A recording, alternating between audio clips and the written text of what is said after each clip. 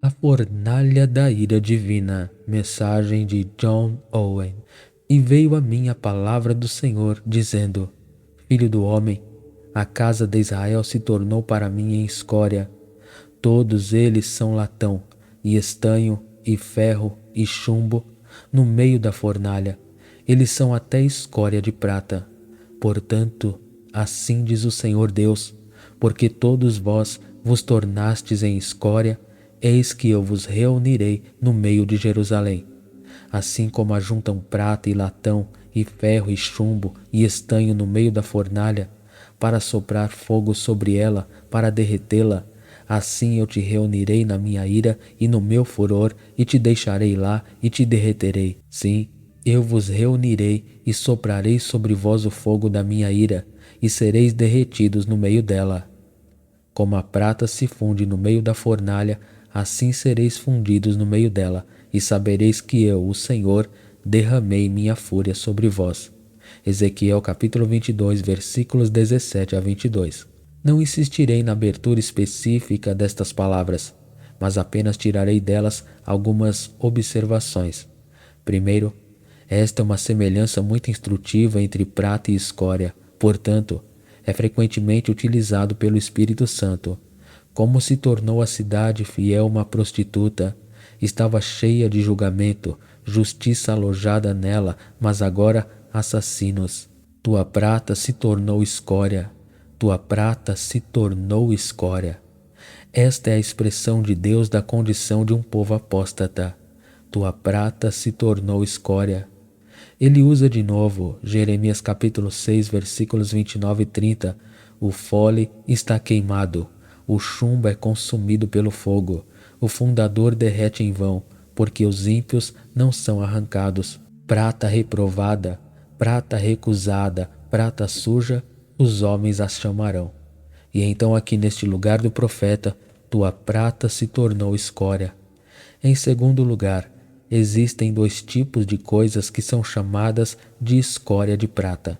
A primeira é a escória, aquilo que permanece depois da fornalha e que se manifesta, o todo não partindo, o todo sendo escória, isto é, ser prata rejeitada e reprovada, isto é, a escória após um julgamento. Há, em segundo lugar, uma escória assim chamada, que nada mais é do que o minério com o qual a prata é misturada antes de um julgamento. Essa é a escória aqui mencionada: latão, estanho, ferro, chumbo, as coisas que são misturadas com a prata antes do julgamento. Quando Deus promete uma purificação, tirarei todo o teu estanho, diz ele. Agora, sempre que uma nação é assim escória, ainda há nela alguma prata boa. Quando não há nada além de recusar prata após uma provação, então tudo é jogado fora. Mas quando há uma multidão de impurezas antes de um julgamento, sempre há alguma prata boa. Caso contrário, nenhum julgamento seria feito. Deus não é fundador inábil para fazer uma prova quando não há prata no material. Então aqui no texto, como a prata se funde na fornalha, como prata. Terceiro, quando a escória aumenta muito e a prata não pode ser separada dela de outra forma, tanto a escória quanto a prata devem ser colocadas na mesma fornalha. Esse é o caso aqui, e você me desculpará se eu julgar que esse é o nosso caso. Tanto a escória como a prata devem ir para a mesma fornalha, pois devemos observar, primeiro, que a fornalha pertence à aliança de Deus. Não há nada na fornalha, a não ser que a melhor prata possa ser trazida para dentro dela, e precisa ser trazida para dentro dela se for apenas uma fornalha. No dia em que Deus fez uma aliança com Abraão, Gênesis capítulo 15, versículo 17, aconteceu que quando o sol se pôs e escureceu, eis uma fornalha fumegante e uma tocha acesa que passava entre os pedaços de seu sacrifício. Ali a fornalha é dedicada, a fornalha de Deus nessas palavras, para uso da igreja. Se for apenas uma fornalha, está na aliança para uso da igreja, pois, segundo, Deus tem tanto um forno quanto uma fornalha. Mas o forno não pertence de forma alguma à igreja, conforme Malaquias 4:1. Eis que vem o dia que arderá como um forno, e todos os orgulhosos, sim, e todos os que praticam iniquidade, serão como restolho, e o dia que vem os queimará, diz o Senhor dos Exércitos, e não lhes deixará nem raiz nem ramo. Quando foi isso? Ora, primeiro, Cristo veio como refinador e purificador de prata, capítulo 3, versículo 3, e eles não são purificados por Cristo. E vem um dia que arderá como um forno. Esse foi o dia em que Jerusalém foi queimada e toda aquela igreja apóstata e perversa foi consumida.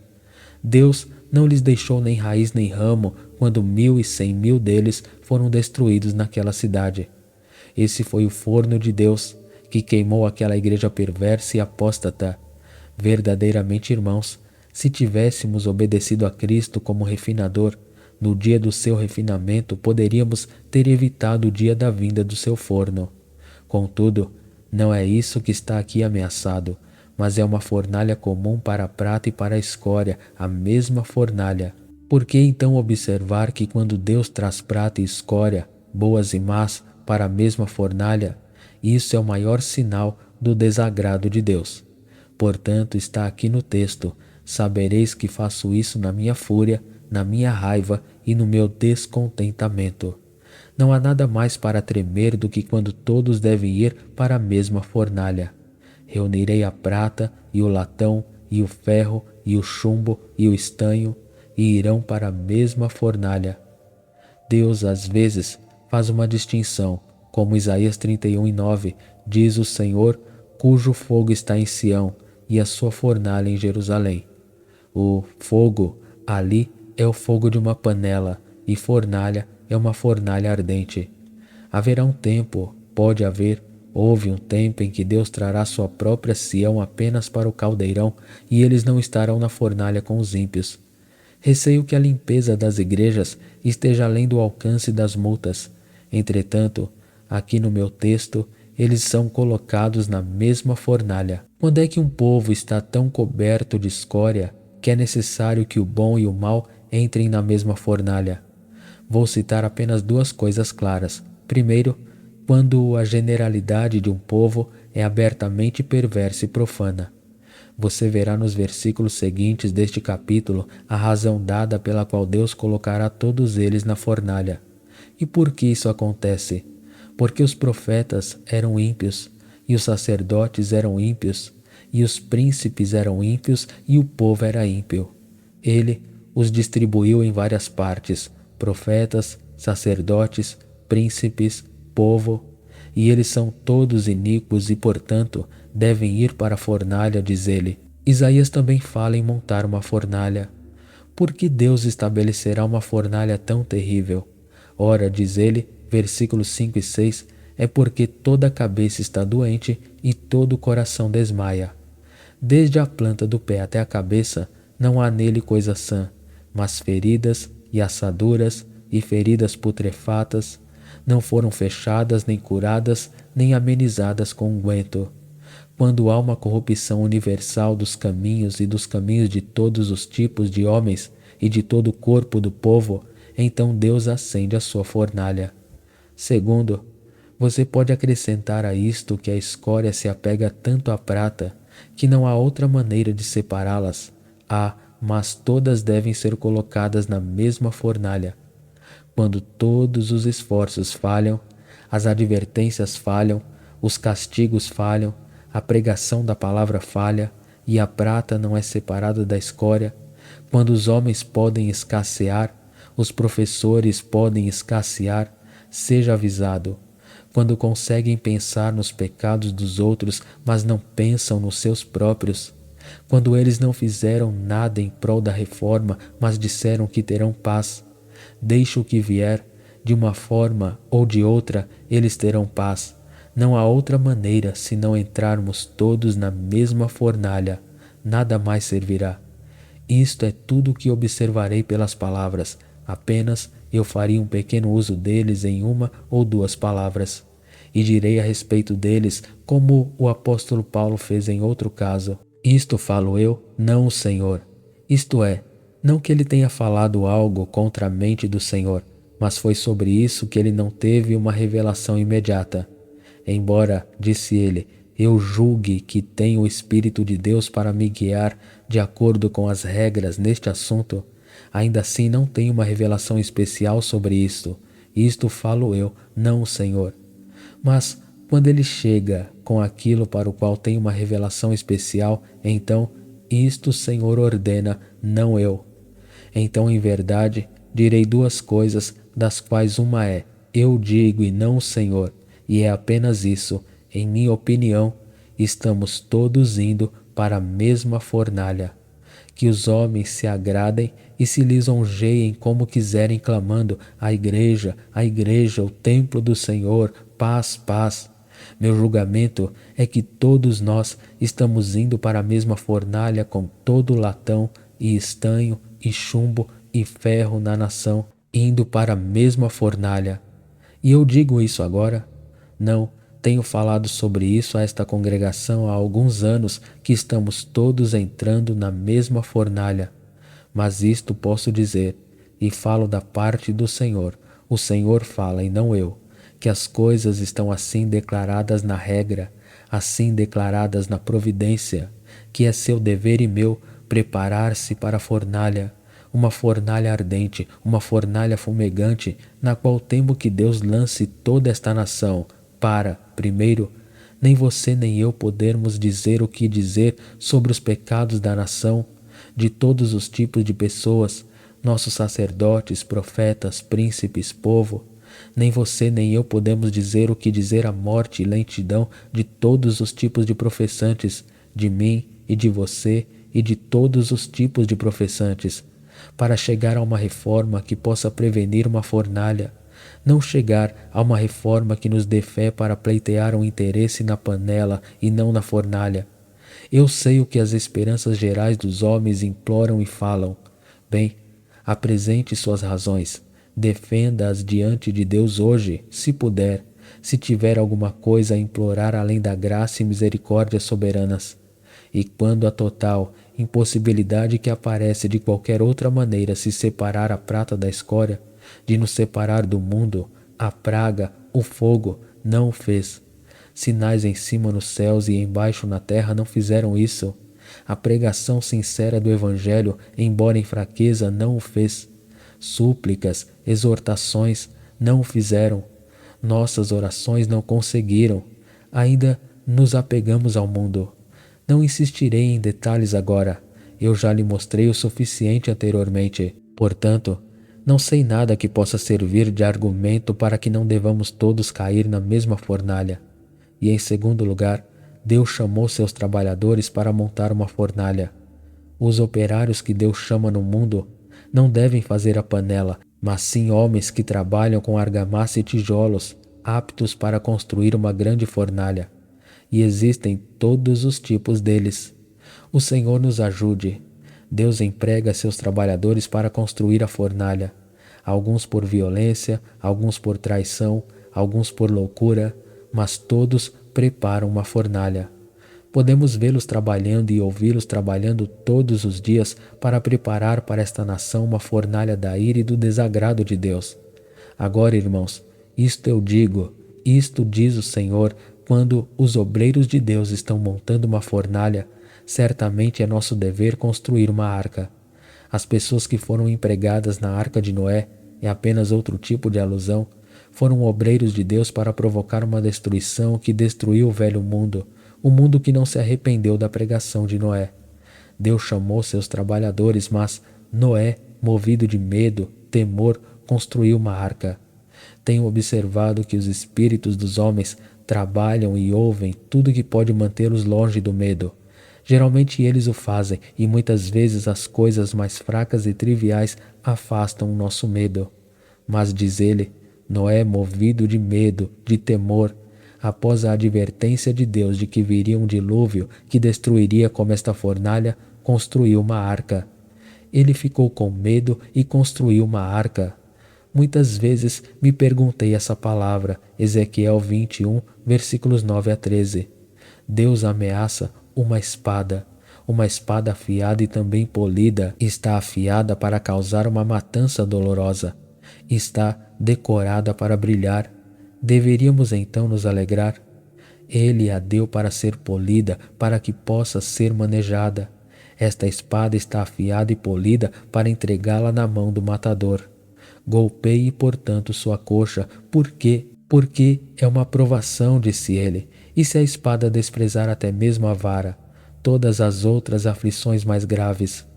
Depois de ter falado uma palavra tão grande e terrível sobre a espada sendo polida e entregue nas mãos do assassino, é uma provação, disse ele. O significado é este: aqui o próprio povo pensava em 1000 maneiras de escapar da espada, e para que isso não fosse um problema, uma provação para eles, eles suportariam isso de uma maneira ou de outra.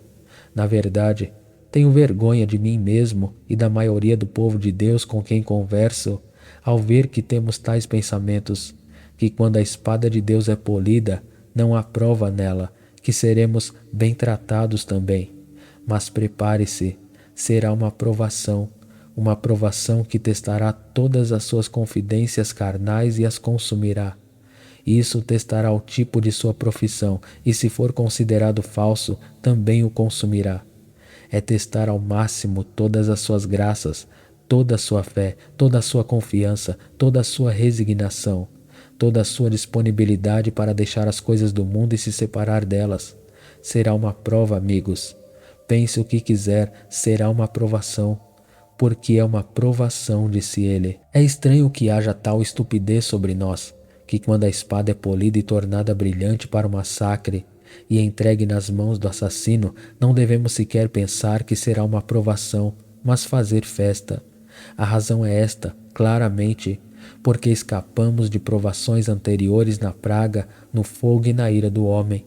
Mas diz o profeta, este desprezará toda a vara. Vá além de todas as varas que sofremos e despreze-as.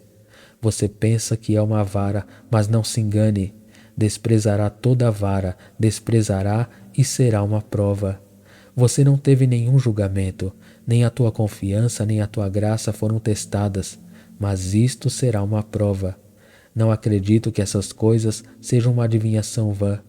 Então qual é o nosso dever se esta é a situação conosco? Ora, aquilo para o qual estamos reunidos neste dia, que é clamar a Deus por misericórdia, neste dia de trevas, de escuridão, dia de angústia, primeiro para toda a nação.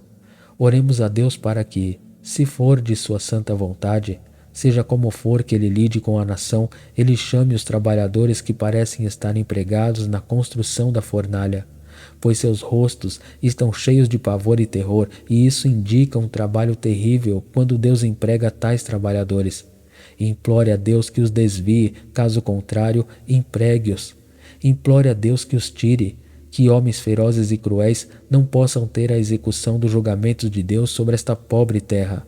Que Deus ainda nos tome em suas próprias mãos, que homens cujos corações são como a pedra de moinho mais profunda, que moem com sangue e vingança, possam não ter o julgamento da terra. Segundo, podemos ainda esperar que o decreto não seja promulgado e podemos implorar que Deus não use esses trabalhadores.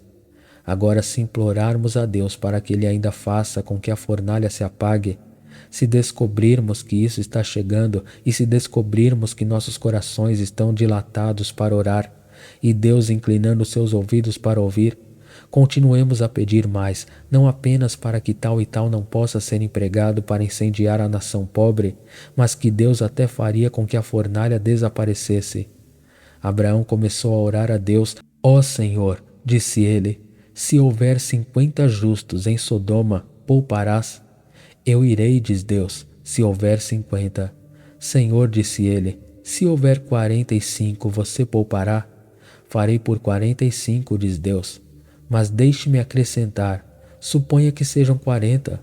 Vou poupar por causa dos 40. Abraão encontrou a infinita condescendência de Deus em sua oração, e ele não pergunta mais por 5, mas por dezenas. Queres que haja 30, 20, 10 aí? A fé cresceu no Senhor. Se descobrirmos que Deus responde às nossas súplicas pela remoção dos trabalhadores que estão empregados, que Deus os empregaria em outro lugar e pedimos salvação nisso, e uma decepção de outros em seus conselhos, e encontrarmos o Senhor descendo, deixe que a fé venha perguntar por dezenas e dezenas para trazê-lo ao grau mais baixo. A máxima condescendência de graça e misericórdia que será consistente com a santidade e justiça essenciais de Deus pode ser extraída pela fé e pela oração. Então clame fortemente ao Senhor para que, se for da sua vontade, a fornalha se afaste da nação. Terceiro, se for determinado que a fornalha deve ser instalada e que todos devemos entrar na fornalha, implore a Deus que possamos ter a lâmpada que pertence ao convênio, assim como a fornalha. A fornalha era toda horror e fumaça, mas a lâmpada tinha luz dentro dela. Eu tiro isso de Abraão. Quando a fornalha era escura e fumegante, ainda assim havia uma lâmpada, uma luz ardente e brilhante que passava entre as peças do sacrifício. Para que a fornalha escura e fumegante não nos prive da luz do semblante de Deus em Cristo, para nos apoiar nela e sob ela, rogue a Deus que, embora entremos na fornalha, ainda assim possamos ter a lâmpada para nos dirigir, para dar-nos luz naquele horror de trevas e na fornalha fumegante. Por último, quem sabe se Deus ainda pode, pela oração, pela pregação da palavra, por advertências contínuas, antes que chegue o dia, antes que o decreto surja, antes que seja tarde demais, fazer tal separação, pois isso é como até onde posso ir, que seu povo será colocado na panela e não na mesma fornalha. Chore por isso. É sua misericórdia estar no caldeirão de Sião em vez de na fornalha consumidora. E então, tremo ao pensar que me parece que não resta nenhuma dispensação senão o forno, mas aquela que consumirá e não deixará raiz nem ramo. A substância de tudo é, irmãos, que existe uma terrível e perversa corrupção e profanação de vida crescendo na generalidade da nação, que existe uma tal adesão ao mundo e aos costumes do mundo entre os professantes, que os antigos meios não os separem do mundo, pois esta separação do mundo na adoração externa, se é tudo, não significa nada, que parecemos todos prontos, a menos que Deus alivie com infinita misericórdia, para sermos trazidos para o mesmo forno, que está sob um testemunho do descontentamento de Deus. Sabereis que o fiz com ira quando vos tiver levado à mesma fornalha. É uma grande garantia do descontentamento de Deus conosco. No entanto, ainda resta espaço para a fé e a oração suplicarem a Deus em todos os detalhes mencionados, para nos livrar das mãos de homens sedentos de sangue, desviar o julgamento. Arrependi-me do mal, diz Deus. Sim, para remover a fornalha, sim, para nos preparar para o caldeirão. Ou, no entanto, para desfrutar da lâmpada quando estamos na fornalha, para desfrutar de luz, direção, orientação, quando estamos em toda a confusão das trevas e na fumaça do forno. Amém.